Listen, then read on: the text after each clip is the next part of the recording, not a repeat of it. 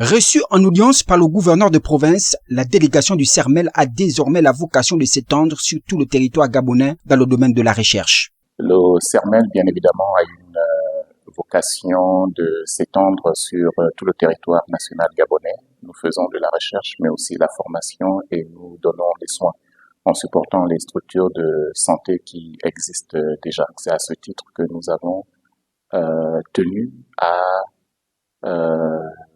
visiter de manière courtoise son Excellence, Monsieur le Gouverneur. L'objectif pour le CERMEL est de développer leur recherche pour les maladies infectieuses, notamment le paludisme qui est l'une des causes de mortalité dans la localité. Dans notre recherche sur les maladies infectieuses, c'est surtout le paludisme qui est le centre de notre intérêt.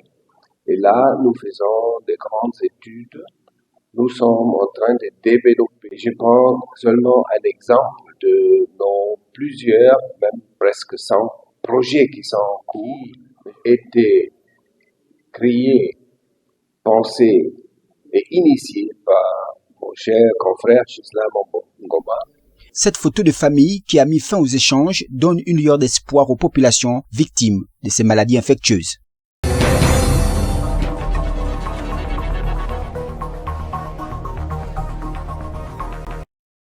Le centre urbain, communément appelé ancien hôpital, jouit d'une bonne réputation grâce à la qualité de sa prise en charge, attirant chaque jour de nombreux patients. Cette affluence révèle toutefois un problème majeur, le manque d'espace. En effet, certains bâtiments à l'hôpital ont été occupés par le personnel pour y installer des logements, ce qui réduit la capacité d'accueil pour les patients. Une situation que dénonce un nouveau médecin souhaitant réhabiliter ces bâtiments afin de libérer de l'espace et garantir une meilleure prise en charge des malades. Bien sûr, j'ai des objectifs d'expansion, d'accroître notre capacité litière, comme on dit. Aujourd'hui, nous avons 9 lits. L'objectif, c'est d'atteindre au moins 24 lits, parce que selon les normes de la santé, un médecin égale 24 lits.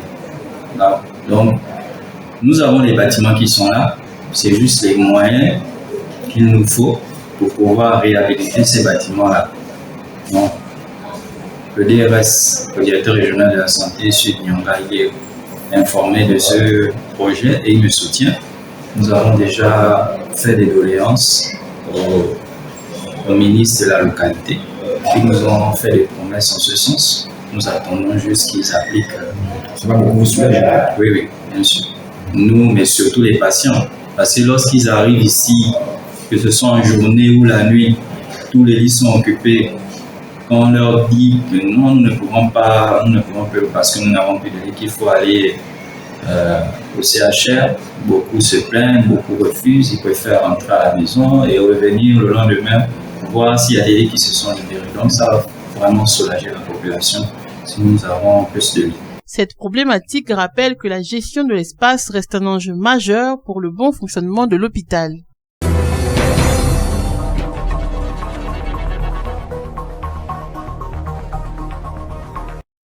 Organisée sous le thème « La médecine traditionnelle, c'est notre médecine », ne la diabolisez pas, la conférence que voici avait pour but d'édifier les populations sur le rôle que joue la médecine traditionnelle dans notre pays. En fait, mon exposé consistait à faire déjà la différence entre la médecine traditionnelle et la médecine occidentale. Je disais que la médecine traditionnelle et la médecine occidentale sont toutes les deux des médecines à part entière, reconnues par l'OMS. Or, la médecine traditionnelle, qui est importante parce qu'elle nous a sauvés contre la Covid, et cette médecine-là est à l'origine des deux antipaludiques que le monde connaît, le quinquina. Animé par le docteur Henri-Paul Bourobou, il est question ici de donner une légalité à la médecine traditionnelle. La plupart de ceux qui font la médecine traditionnelle au niveau de la ville ou de la province, ici là, ils sont en train de mettre des statuts et règlements en fait que chacun ait ses papiers et puisse avoir une clinique. Donc c'est un sentiment de joie et il n'y aura plus de consultation traditionnelle dans des maisons. Donc c'est une joie pour nous, au moins ils vont être reconnus pour éviter de faire le désordre. La rencontre s'est achevée dans l'espoir que la médecine traditionnelle trouvera une place favorable dans notre pays afin de contribuer à la lutte contre plusieurs maladies.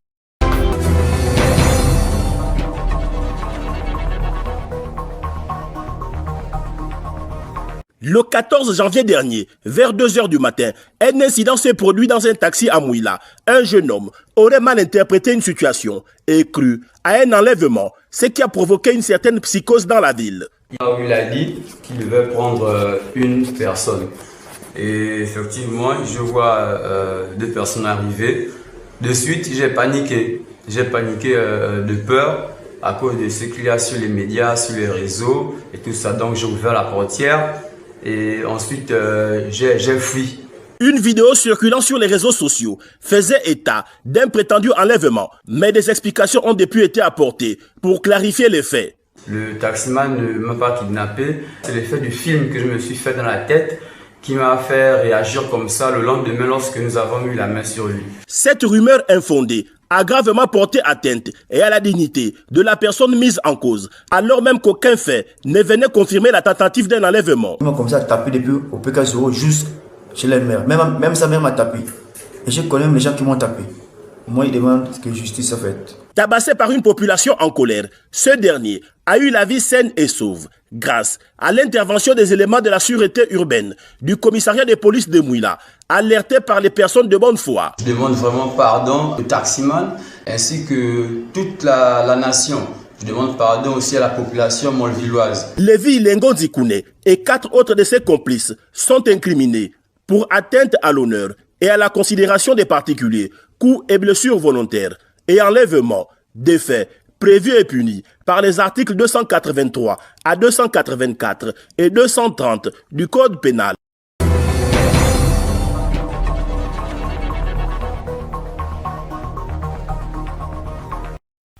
Le bras de fer lancé entre le ministère de l'Éducation nationale et les enseignants du secteur public réunis autour des SOS Éducation semble tourner en faveur de ces derniers, en jugé par le respect du mot d'ordre de la non-reprise des cours, observé ce lundi 19 janvier 2026 au sein des différents établissements secondaires et primaires publics du pays. À Franceville, le préfet du département de l'Ampassac accompagné le président du conseil départemental de la dite localité ont sillonné les 4 établissements majeurs de la province du Haut-Ogooué, où enseignants et apprenants n'étaient pas au rendez-vous, à l'exception du personnel d'encadrement.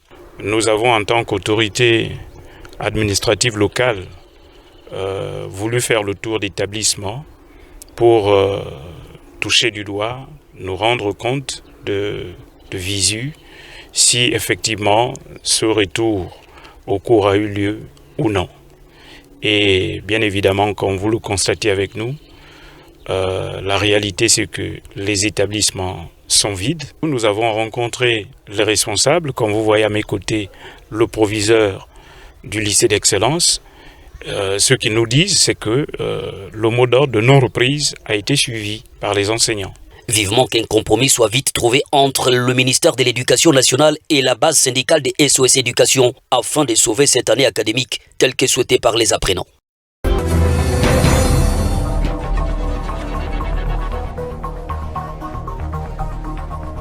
À Bitam et Oyem, la reprise des cours prévue par le ministère de l'Éducation nationale et SOS Éducation peine à se concrétiser.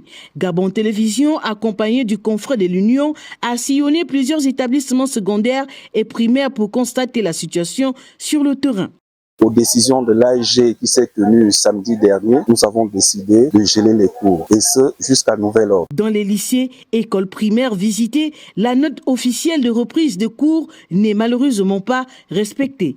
Si certains élèves se présentent en classe, leurs professeurs refusent de dispenser les cours maintenant le mot d'ordre de grève. À notre grande surprise, il y a eu une petite poignée, ils n'avaient même pas de liste. Ils sont arrivés ce matin, nous les avons presque tirés dans l'enceinte de l'établissement pour qu'ils assistent à la levée des couleurs. Malheureusement, après cette levée, ils ont fui malgré le fait qu'on voulait les retenir. L'avenir des enfants est dans nos mains. Nous ne pouvons pas opter maintenir 100%. Dans les salles, seuls quelques élèves attendent encore leurs professeurs. L'insalubrité et l'absence de certains enseignants compliquent davantage la reprise des cours, rendant l'enseignement quasi inexistant pour beaucoup d'élèves. Malheureusement, on ne reprend pas les cours jusqu'à présent, donc nous sommes un peu déçus. Une année blanche nous amène à rien en fait. Donc nous aimerons reprendre les cours. Sur le terrain, l'inspecteur a tenté de ramener le calme et de sensibiliser les enseignants. Depuis plus de 30 ans, dans le système éducatif gabonais, je n'ai pas vu un gouvernement faire des propositions aussi concrètes que celle-là et vérifiables. Donc c'est déjà une avancée pertinente.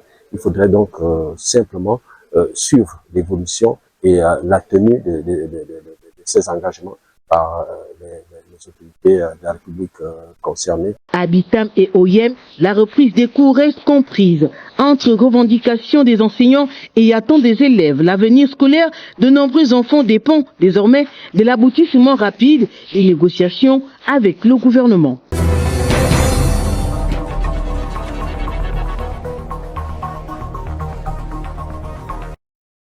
Des échanges stratégiques axés sur la concertation et le partenariat public-privé.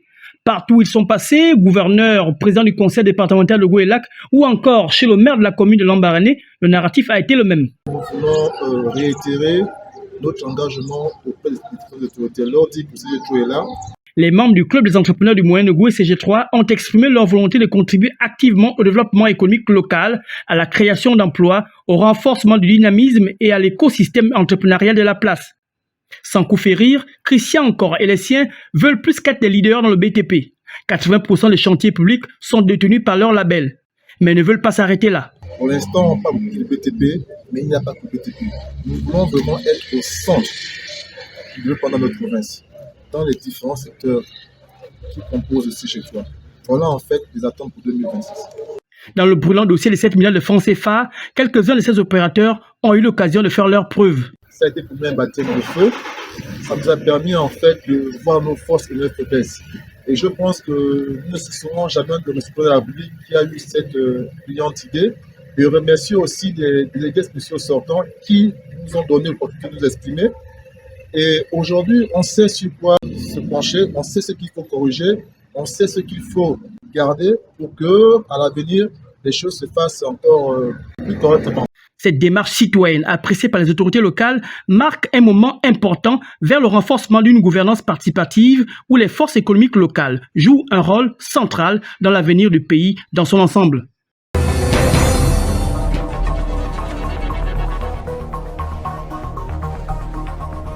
Ça fait plusieurs jours que tout le monde ici attendait impatiemment les résultats des législatives. Ils sont donc tombés finalement samedi soir. Le principal enseignement, les deux partis de la majorité présidentielle raflent tout. Il s'agit du bloc républicain, crédité de 36,64% des suffrages, et l'Union progressiste Le Renouveau, arrivé en tête avec 41,15%. Chacun a donc franchi le seuil des 20% dans l'ensemble des 24 circonscriptions législatives. C'est la nouvelle condition au Bénin pour obtenir des sièges au Parlement. Or, aucun des partis d'opposition n'a franchi ce cap selon les résultats provisoires. En nombre de sièges, cela fait 60 sièges pour l'Union progressiste Le Renouveau et 49 pour le bloc républicain. Dans sa première réaction à ces résultats, la mouvance présidentielle estime que c'est tout simplement le jeu des élections. Il n'y a que l'Union progressiste Le Renouveau et le bloc républicain seul qui aient pu avoir 20% au moins dans chacune des 24 circonscriptions électorales. Donc c'est une compétition qui a eu lieu et par le fait naturel des élections, les populations, les électeurs en ont décidé ainsi. Le principal parti d'opposition, les démocrates, recueille 16,16% des voix, un score donc insuffisant pour avoir des députés. Le parti accuse le pouvoir d'avoir organisé son exclusion de la future Assemblée avec le nouveau code électoral. Sauf grande surprise, l'opposition n'aura donc aucun député pour les 7 ans à venir. Absent également à la présidentielle prévue en avril prochain, car le dossier du candidat des démocrates avait été invalidé pour faute de parrainage suffisant.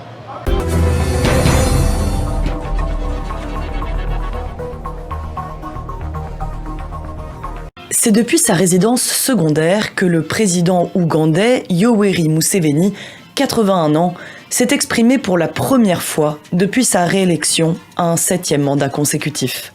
I congratulate the people of Uganda Je félicite donc le peuple ougandais. Je demande aux personnes désorientées de revenir à la raison, car nous savons déjà ce qu'elles prévoient de faire, ce qu'elles veulent faire, et nous sommes déjà mobilisés avec le peuple.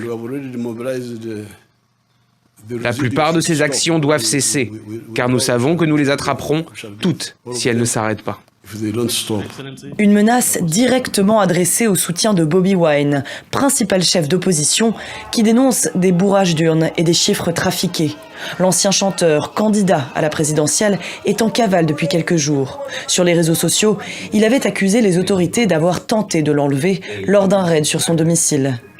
Une vidéo dont s'est moqué Muhoozi Kainerugaba, fils du président réélu et souvent présenté comme son potentiel successeur, chef des armées, est connu pour ses tweets sulfureux et son caractère brutal. Est-ce que ton endroit sécurisé, c'était Latrine, Kabobi?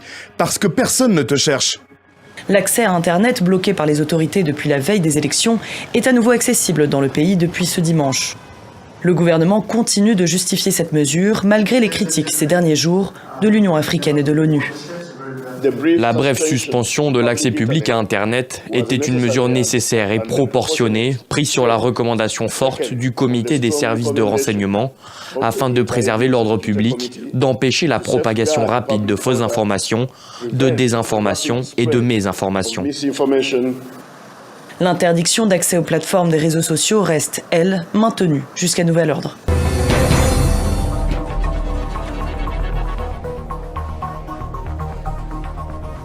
Des habitants qui osent enfin sortir dans la rue.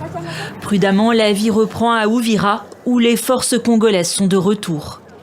Leur retour, c'est une chose que tout le monde a appréciée parce que ce sont les forces loyalistes qui viennent sécuriser le pays. Dimanche matin, les Wazalendo entrent dans la ville, suivis par l'armée, ici acclamés par la population. Pour les habitants, c'est le soulagement après une nuit d'angoisse. Entre le départ samedi soir du M23 et l'arrivée des forces pro-gouvernementales, la ville est laissée à la merci des pilleurs. Le M23 accuse les Wazalendo.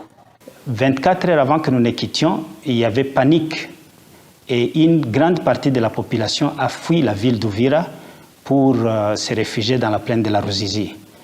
Parce qu'ils savaient exactement à quoi ils auraient affaire au cas où on quittait la ville d'Uvira. Tout l'après-midi, il y a eu chasse à l'homme, il y a eu vandalisme, il y a eu destruction des églises et des bâtiments de l'État. Dans un courrier daté du 11 janvier, le M23 avait demandé aux soldats de la MONUSCO, déployés au Nord Kivu voisin, d'assurer la sécurité de la ville. Certains fustigent l'incapacité de Kinshasa à protéger les civils. Mais pour ce député, ce départ est une victoire diplomatique du président Félix Tshisekedi. En réalité, c'est une victoire et lorsque le mot d'ordre a été donné, les M23 se sont retirés et du coup, tu as vu que notre armée et les Wazalendo étaient aux alentours d'Uvira. Le M23 a annoncé jeudi le départ de ses dernières troupes. Le 17 décembre, le groupe armé avait une première fois déclaré se retirer d'Uvira, conformément selon lui à une demande américaine. Mais des policiers et des militaires étaient finalement restés dans la ville jusqu'à ce week-end.